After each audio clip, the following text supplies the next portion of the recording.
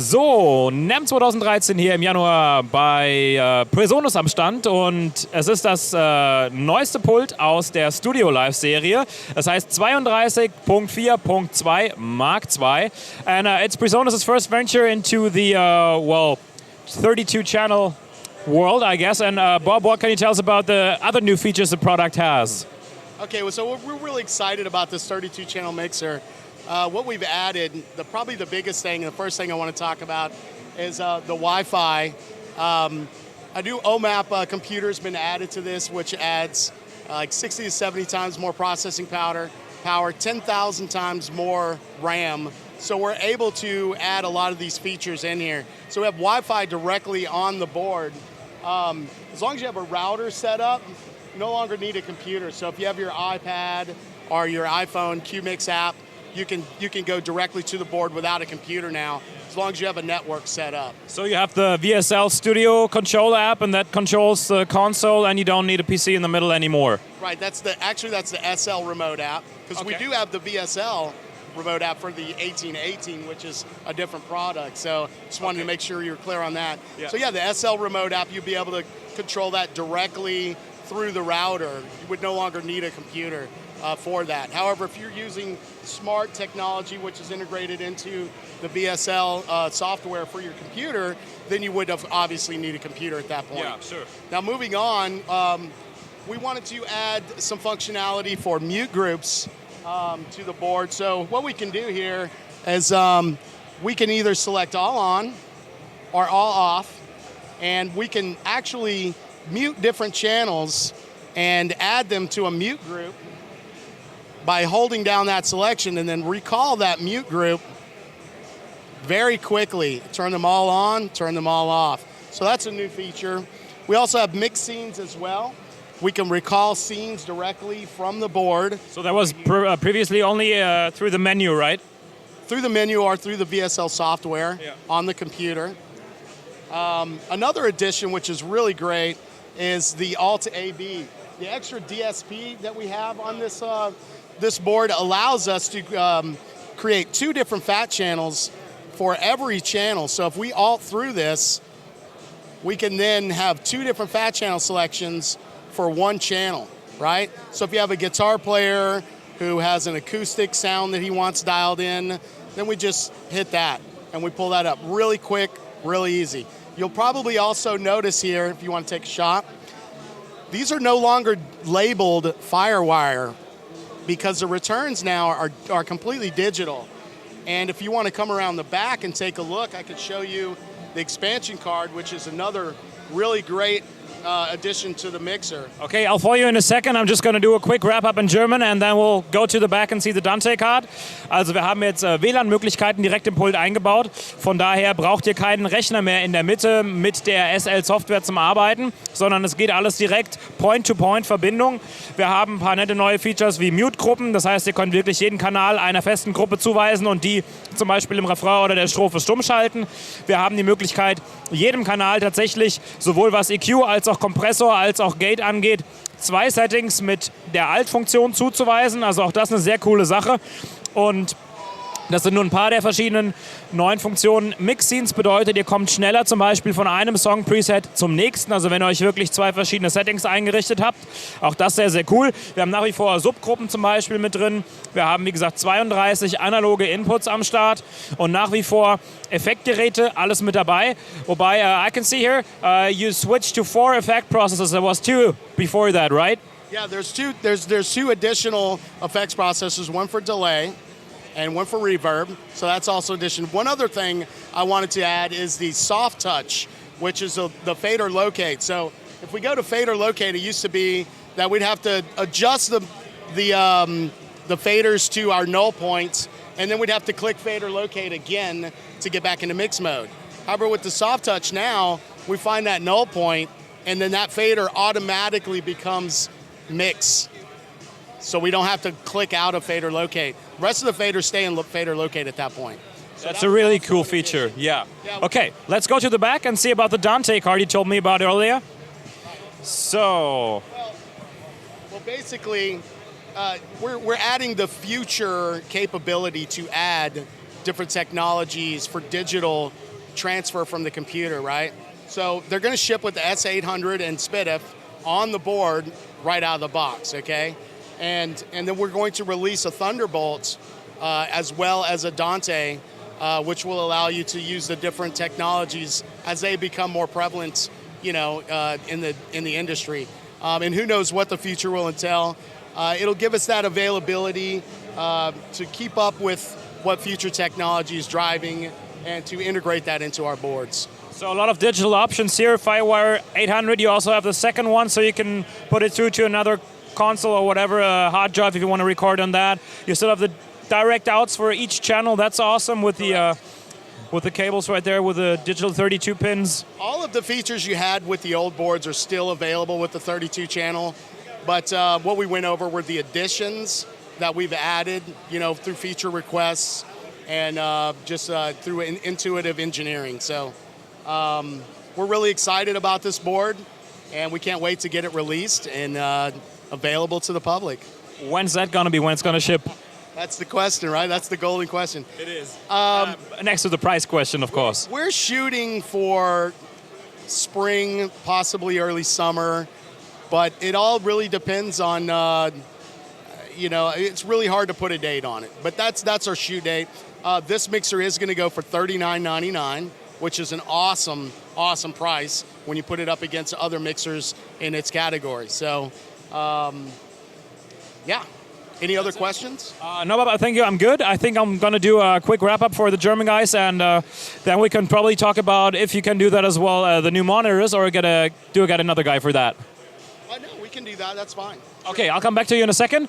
So, also Rückseite vom Pult. Es kommt standardmäßig mit einer Firewire 800 und SPDIF-Karte eingebaut, Digitaloption. Deswegen habt ihr hier oben auch noch dieses D für digital, nicht mehr mit Firewire beschriftet, weil es geht auch zum Beispiel Dante oder bald Thunderbolt optional dann erhältlich.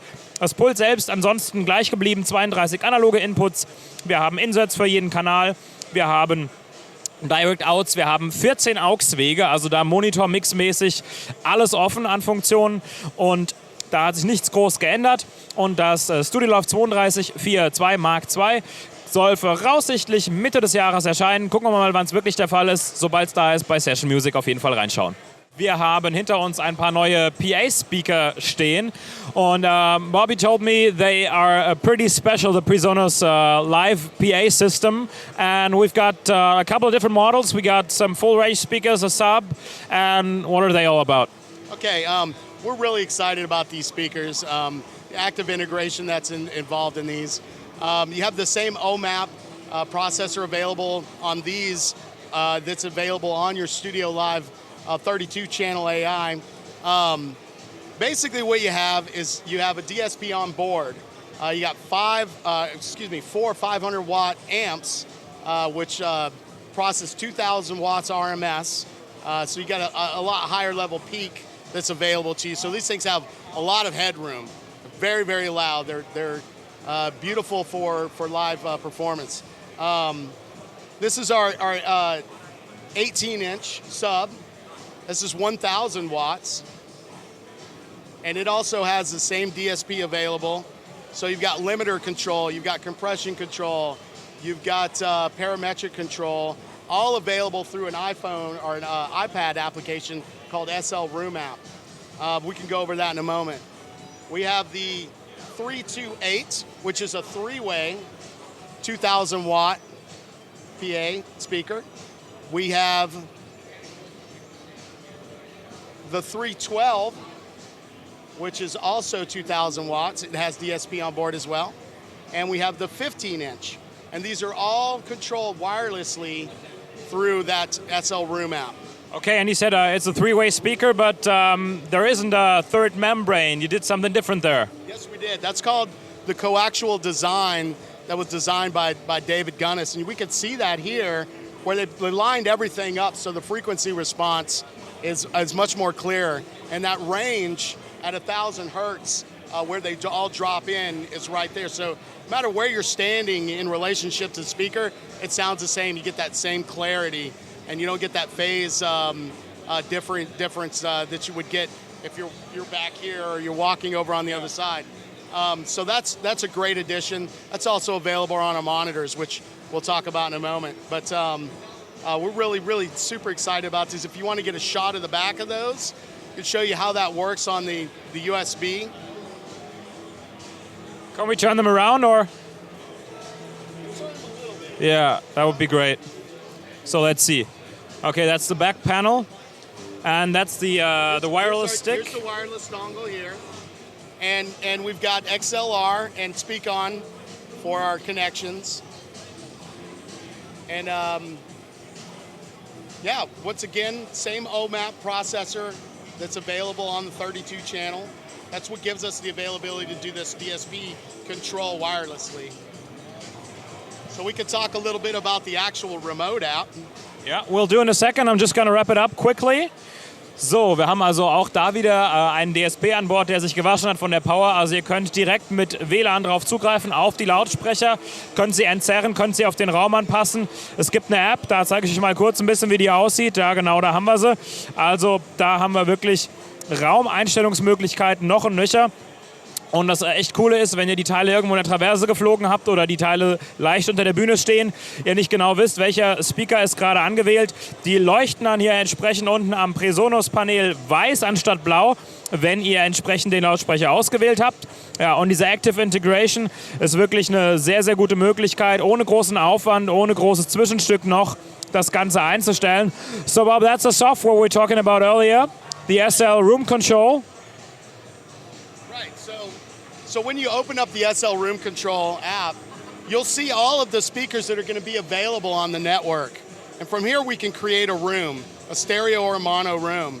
And then from there we'll be able to pull these speakers in and set them on their frequency ranges or in relation to where they would be in the room. It's not completely exact, but we get a good gist of where those speakers will be at. Now, there's a delay compensation as well, so you can adjust that everything. Correct. There's a lot of that's added to this through that DSP addition to OMAP in the active integration. So as we select a speaker, this right here which is normally blue, will actually turn white. So if we have speakers that are flown in the room or placed around in the room, we know exactly which speaker we're controlling with the software. Now from here, as we select either a high frequency range or a speaker or a low frequency range or a master or a user group of speakers, we can then control different parameters that are available through that DSP. Limiter, gain, mute, solo, parametric EQ. Those will all be available directly here at the bottom of the software, the bottom of the actual application. And we'll be able to control those different parameters that are available on the speakers. So a lot of full integration there, and everything is easy to use. You don't need a lot of audio engineering expertise to do so. That's a good thing for people who are worried about how I'm going to pay the engineer and who's going to do it, how is it going to sound. You can do that pretty much all by yourself. Exactly. And another great thing is you don't need any extra drive racks. Yeah. And you don't have to walk over to the drive rack and adjust there. Everything's done directly on the actual application, and the drive racks are located within the speakers. So let's talk about availability and pricing. How's that going to be? Okay, for pricing, we're looking at the subs, $1,200, $1,499 for the 328s, and just let me double check so I get this correct. Yeah, I can translate in the meanwhile. Also, wie wir es gerade schon gehört haben, alles schon direkt im WLAN mit verfügbar. Ihr braucht nichts mehr groß im Setup zu machen und alle Einstellungsmöglichkeiten, Delay-Kompensation, um den Raum entsprechend zu verzögern mit den Speakern, ist mit drin. Und ja, wir gucken nochmal gerade nach den Preisen. Wie gesagt, alles US-Dollar im Moment, aber meistens etwa 1:1 dann in Deutschland auch erhältlich. So, how's the double check? So, for pricing, we're looking at 328s. At $1,499, $1,200 for the sub for the 18. For the 12, for the 312, we're looking at $1,399 and $1,599 for the 15. And those are going to be available probably spring, early summer. So about the same as the console. That's what we're shooting for. Yeah. Middle of the year, sounds good. Mitte des Jahres in etwa werdet ihr diese kaufen können. Und jetzt von der PA ins Studio. We're gonna check out the studio monitors next. Presonus auf der NAMM 2013 und Bob steht neben mir. Wir sind bei den Studiomonitoren angelangt. Die Serie nennt sich Scepter. And what's that all about? It's the Scepter series. This is our pro line of studio monitors. We've integrated that same speaker design designed by Dave Gunnis into a set of studio monitors, right? So we have that same point source engineering going on here. Like I said, these are our pro line, so they're a little bit more than our Aries, which is our kind of our stage line. So we have like 5 inches, we have 8 inches here, and that's a 6 and an 8-inch model? Correct. And these are going to be 749, 649, 249, and 149. So that's about like competitive pricing for the home studio range. The stands are also manufactured by you, or is that someone else? No, they'll be provided from us as well. That's a cool thing, because like if you have vibrations in the room going on and you have to get rid of those, that's a cool thing. And well, we have the coaxial design as well. We have a bass port in the bottom, and that's a 2-way speaker. And well, you have some controls on the back to adjust the room as well. We can take a look at that. Yeah, sure, let's do that. I'm going to translate in the meanwhile. Also 4 verschiedene Monitore. Wir haben 5 Zoll, wir haben 8 Zoll bei der kleineren Serie. Das ist die Aries-Serie. Und bei den Coax-Monitoren, die Scepter-Serie, haben wir 6 und 8 Zoll. Preislich haben wir gerade schon ein bisschen was gehört. So, das teuerste, was wir hier haben, sind $749. Also dann auch in etwa wahrscheinlich der Europreis pro Stück. Und das günstigste bei €149. Also für jeden wieder was dabei. Jetzt gucken wir nochmal an das Backpanel, was da noch so alles einstellbar ist. Gucken wir mal. So. Also, it looks pretty much like a standard studio monitor. We have balanced connections and unbalanced. That's a cool thing. Correct. We have low cutoff at 100 hertz. You can go flat. Acoustic spacing, TRS, XLR, RCA on the balance as well. Pretty standard. Okay, and on the bigger ones, it looks pretty much the same. These are powered. Yeah. Let's see. Oh, that looks a bit different. Yeah. We're gonna have to see if we can show like level control, and these are the only controls other than power down below. So you have level control here. Now, there's not as much control as far as with the Aries as there is with the Scepters, excuse me.